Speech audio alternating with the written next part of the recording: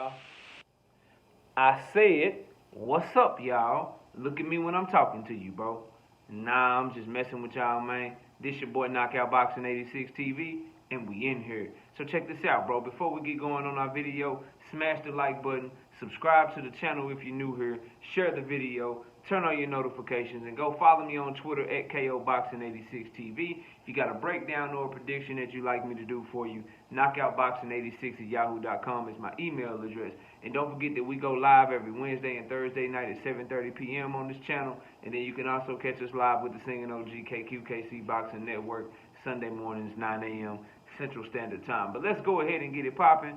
Let's get into our video. And we just got update upon update upon update with this whole Errol Spence Terence Crawford fiasco. So first and foremost, Stephen Espinoza has made his first comment since the fight fell through. We're going to cover those. He feel blindsided because he is doubling down that there ain't no shit about what Terence Crawford had going on the back end. But the people that he was negotiating with on the back end knew they were given the courtesy of knowing about him negotiating with Errol Spence. So, you know, I'm going to be ethical over here, but over here I'm going to be shady and snaky and sneaky. But you want me to believe that he wanted to fight Errol Spence.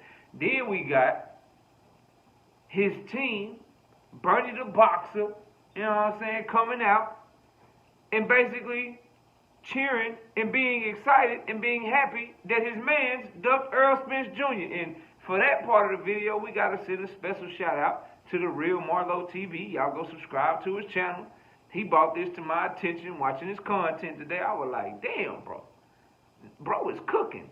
And when he played the shit of Bernie just bragging and being happy that they ran out on the fight, bro, I just had to shake my head. I said, I gotta talk about this shit too. But if you wanna know where I'm getting it from, you want a great boxing channel, a great channel to go check out content from, go check out Real Marlo TV, man. But let's get into the video, bro.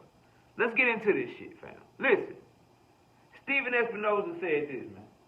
I'm reading directly what he said. He said, look, man, I say it was a surprise. It was completely. It's fair to say that our side felt blindsided by the whole thing. I know it took a long time, and it was taking a long time, but I thought we were making progress, and I certainly didn't expect to have the rug pulled out from under us.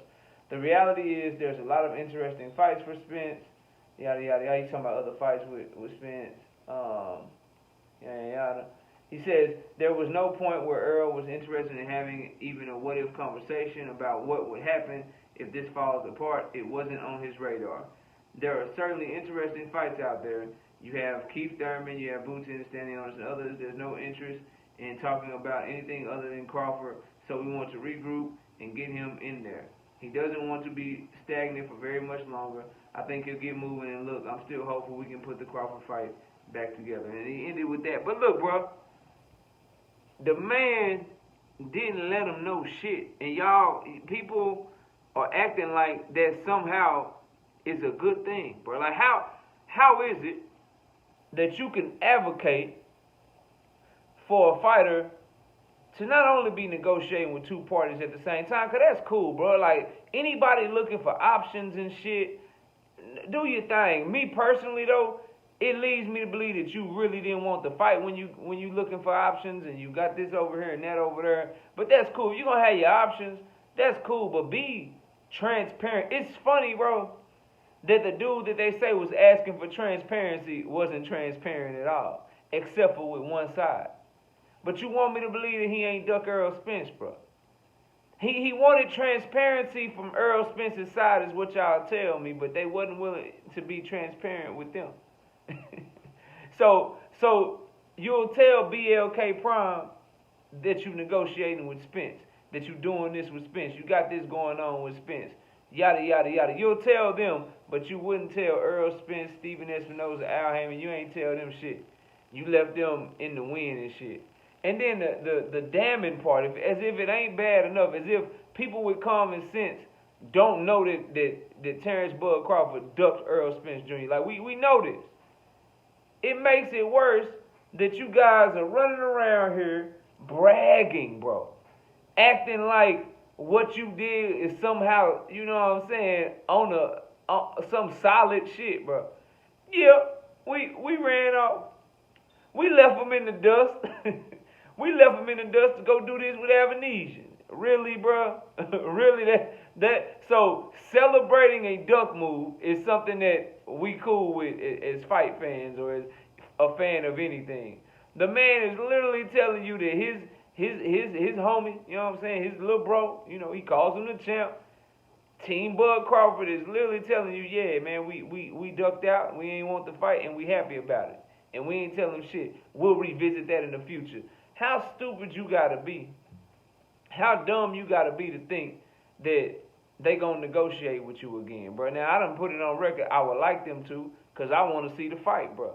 I would love for Team Spence to send them one final offer and get them 24 hours to sign it. And if they sign it, we get the fight. If they don't sign it, we don't get the fight. I would love them to do that, bro.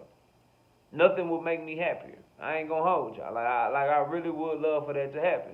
However, if we being realistic about the situation, the fact that Team Bud Crawford is acting like that may even be an option for them really isn't paying attention to the PBC and how they have done business in the past, bro. Would I like for Earl or Al Heyman or whomever to let go of their pride? Yeah, but we've seen this before. Once you burn them, the way that Terence Crawford burned them, then, bro, they not going to want to do no business with you. And if you Terence Crawford, you looking at the long game, you get this bag from Avenesian, are you retiring? What are you doing? Because if you go back over to the PBC thinking that they going to want to do business with you after you stalled up their whole fight, you took one of their biggest cash cows, left them on the shelf, you know what I'm saying, had them leave him on the shelf thinking that y'all was about to fight for Undisputed, and he could have been fought, he could have did something else and made another move.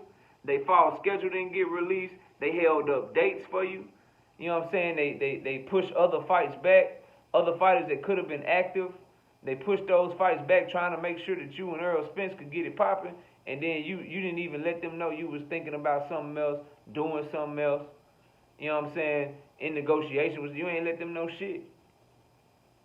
And so the audacity of Team Bud Crawford to think that they can just pick back up and go right back to the negotiation table.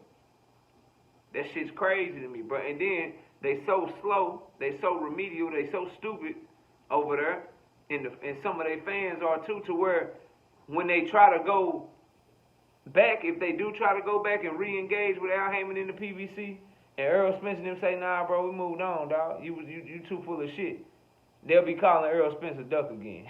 They'll be calling Errol Spence a duck again if he like, nah, bro, I'm good.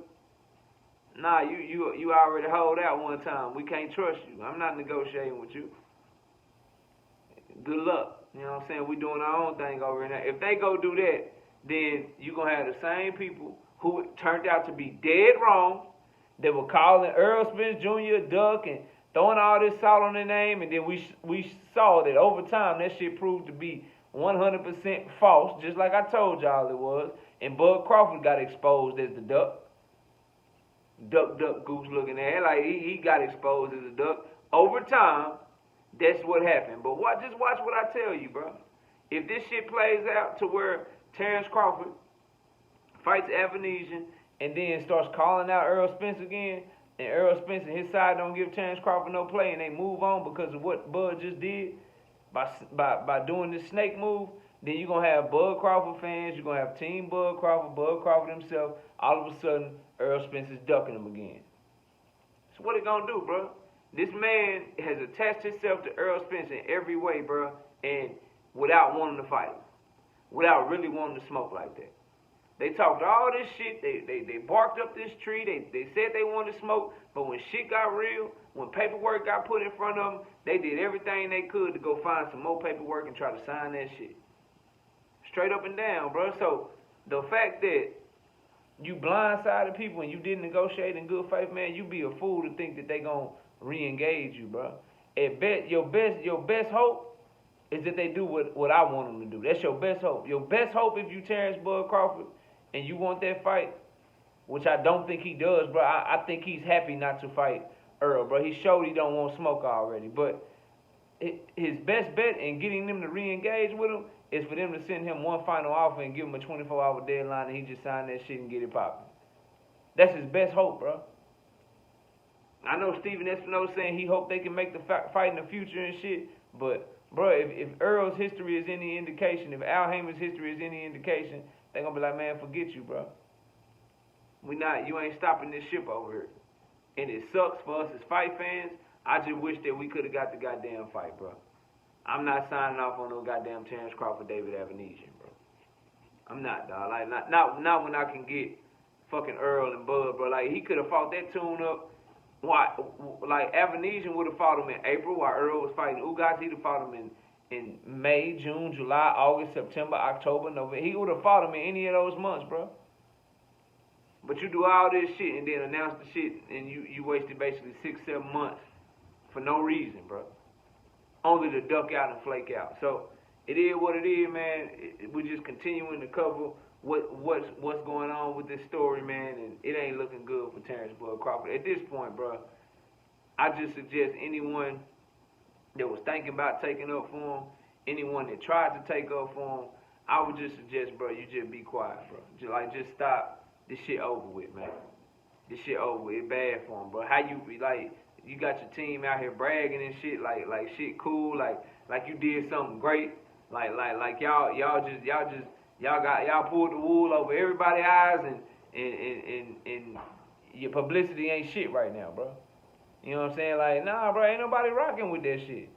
Nobody's rocking with that. Everybody is on his helmet, bro, except his fanboys, and he know that shit, man. And all of them know that shit. That's why man, ain't nobody trying to talk about this shit for real. You'll catch them in comments. You'll catch them all on each other's platform and shit. But they ain't really trying to have a real conversation about this shit because you know you can't defend it, bro. But y'all let me know what y'all think, man. Bud Crawford blindsided Steven Espinoza. They brag, they happy and bragging about motherfucking ducking. How you bragging about you ducking somebody? This shit weird to me, man, what's going on. But y'all let me know what y'all think, man. Comment down below, smash the like button, subscribe to the channel, share the video, turn on your notifications, and go follow me on Twitter at KOBoxing86TV. And live shows every Wednesday and Thursday night, 7:30 p.m. Central. Every Sunday morning with the Singing OG KQKC Boxing Network. Appreciate y'all watching. Enjoy the rest of your day. And with that, we out of here. Peace out, y'all.